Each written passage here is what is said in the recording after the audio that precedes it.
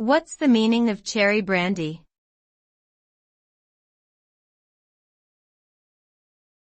Cherry brandy.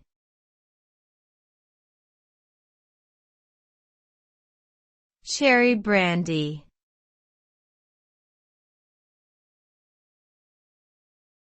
Cherry brandy.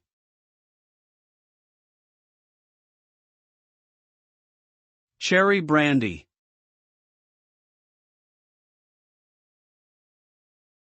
Cherry brandy is a type of fruit liqueur made from cherries and often has a sweet, slightly tart flavor.